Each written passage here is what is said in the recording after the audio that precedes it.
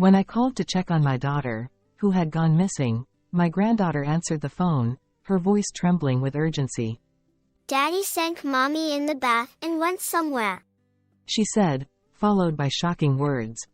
Rushing to my daughter's house, I was met with a terrifying scene. To subject my daughter to this, that man, I'll never forgive him. I gritted my teeth, determined to send my son-in-law to the depths of hell. It's almost Amy's 5th birthday. I wonder what would be a good present. I messaged my daughter, but 3 days passed with no response. Gazing at the family photo displayed in the living room, I wiped my tears.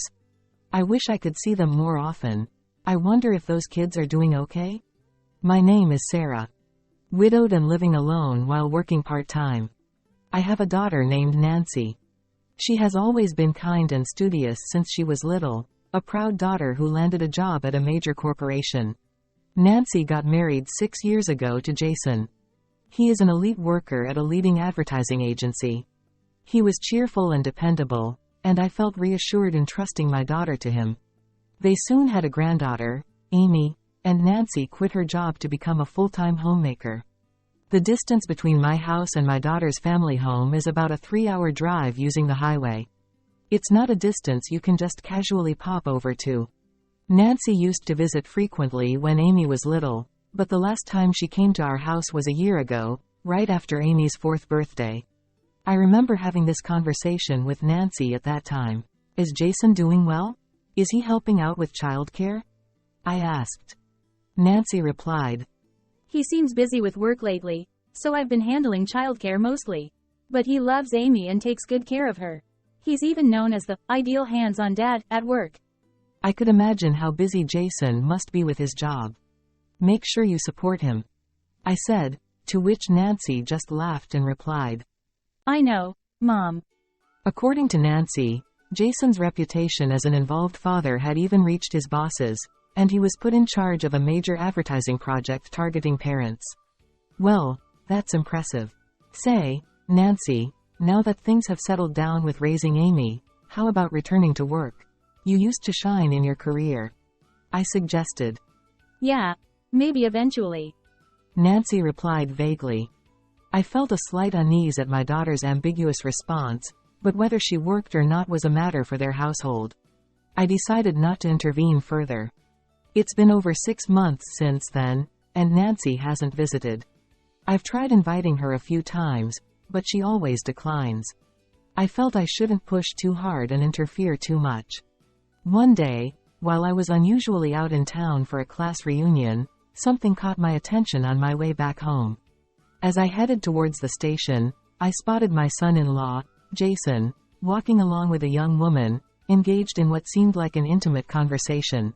However, since he was dressed in a suit, I assumed it was probably a business outing or something and didn't approach them. After some time had passed since that incident, I had some errands that took me near my daughter's family's neighborhood. Wanting to see their faces since I was already nearby, I messaged, Can I come over now? But there was no response. Thinking it was okay if there wasn't one, I decided to head straight to my daughter's house. When I rang the doorbell, my daughter answered with a surprised voice. Mom, why are you here? I sent a message, didn't you see it? I came by since I was nearby. Is everything okay?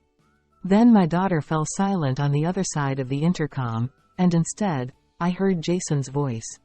I'm sorry, mother-in-law.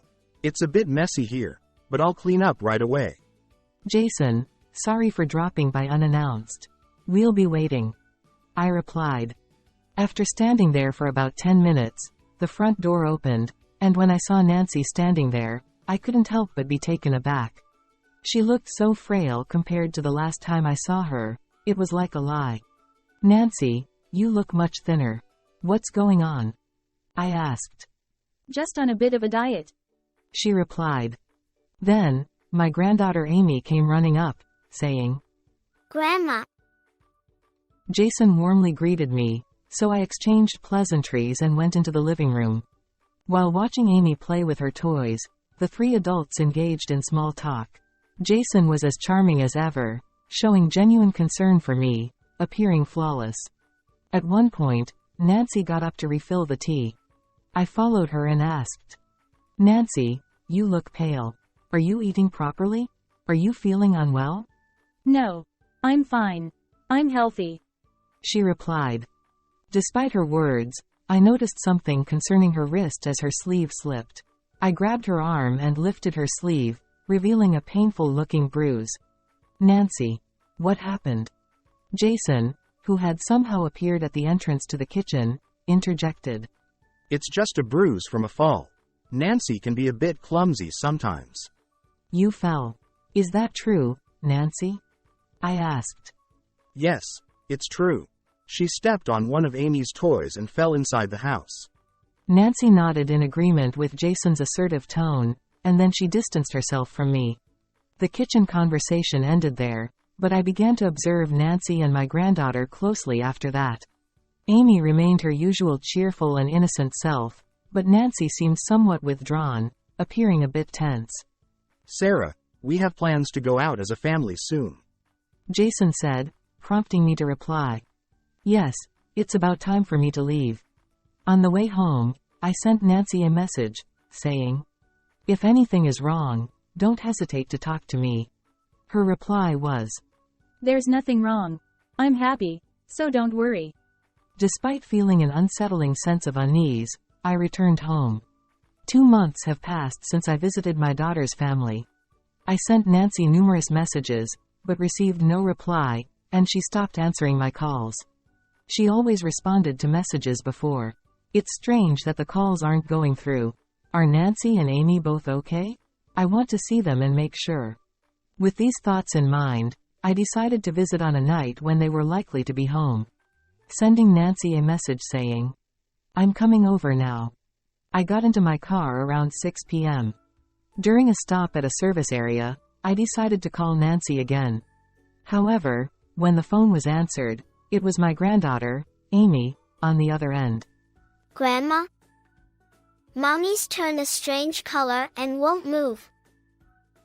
Those words sent a shiver down my spine, but I tried to remain as calm as possible as I asked my granddaughter, "What are you saying, Amy? Is Daddy there?" Daddy sank Mommy in the bath and went somewhere. What should we do, Grandma? Mommy isn't responding. Hearing the urgency in her voice, I realized this was no ordinary situation and hurried to my granddaughter's side. An hour later, upon arriving at my daughter's house, I was speechless. Upon opening the front door, I was met with a horrifying scene. The house was in disarray, with items strewn about, vases and dishes shattered and left abandoned. It looked as though a burglar had broken in or someone had gone on a rampage. Grandma, this way, quickly.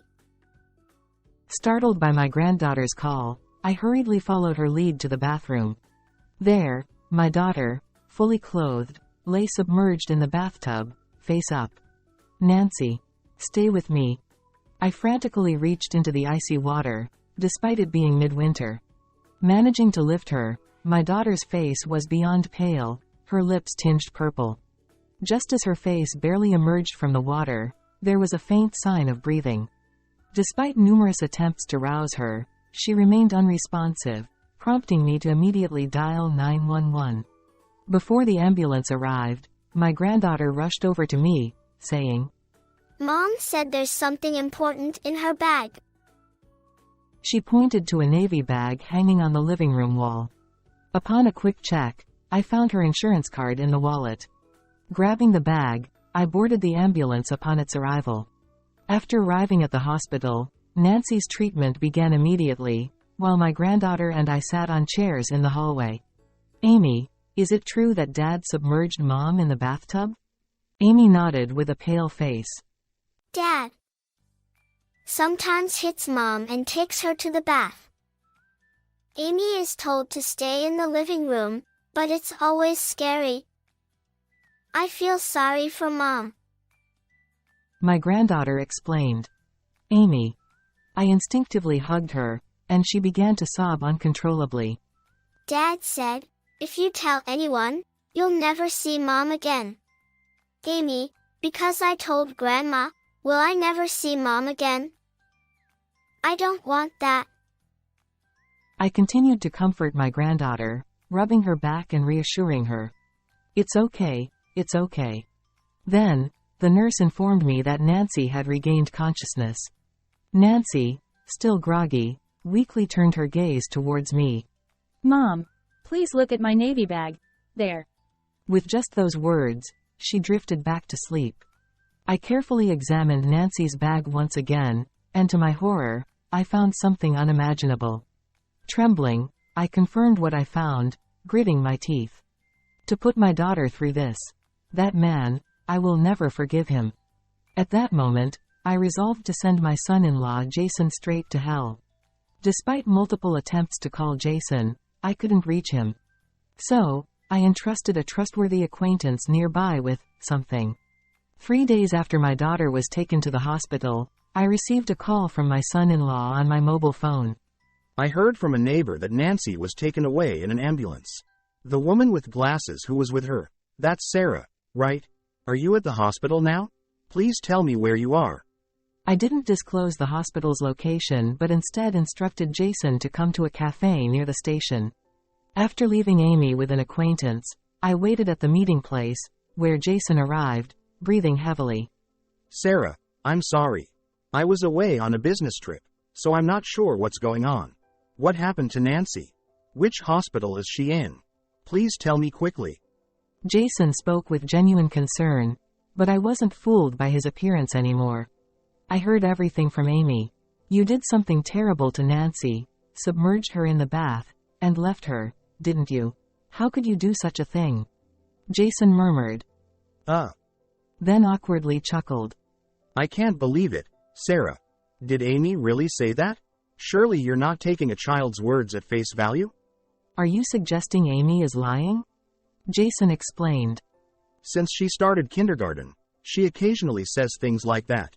It's like she has a vivid imagination or a habit of lying. We've been dealing with it too. So, without saying a word, I played back the voice recorder I had taken out of my bag. What emanated from it was Jason's yelling. Divorce. That insolent wife of mine. I have to teach you a lesson. I'll discipline you in the bath like usual. His words were unbearable, filled with countless vulgarities. Afterwards, there were sounds of splashing water and Amy crying out recorded on it.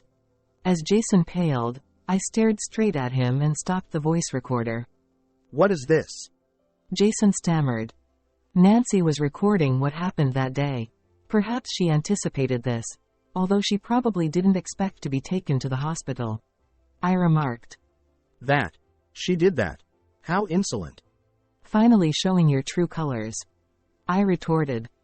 Jason wore a frustrated expression, but then quickly adopted a soothing tone. Sarah, this is just a matter between spouses. It was just a heated argument at that time. No need to blow it out of proportion, right? It's also not good for Amy, you know? The evidence doesn't stop here. There's more. With those words, I slammed down on the table the decisive photos of Jason's infidelity. They depicted him cozying up to a young woman, entering hotels together, and engaging in intimate moments.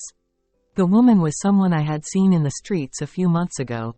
This too, Nancy did this. Jason hastily gathered the photos, and I calmly explained to him. Nancy had hired a private investigator to look into you. Is she someone from your company? And Nancy kept a diary too. What?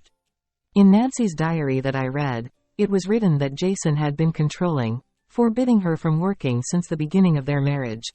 Furthermore, Nancy noted that Jason's behavior became strange around the time he became a project leader 1 year ago, and when she confronted him about it, she was physically assaulted for the first time.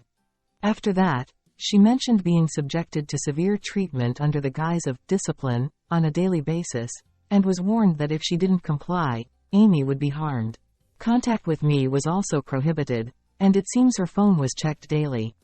However, Nancy pretended to obey Jason while diligently collecting evidence for the divorce. Now that I have gathered enough evidence, I will bring up the divorce today, were the last words in my daughter's diary.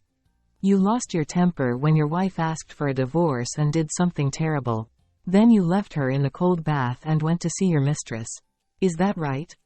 When I sternly confronted him, Jason remained calm and brazen.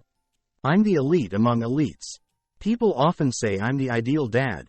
I provide for Nancy and Amy, and we have a happy family. Are you trying to ruin that over something trivial?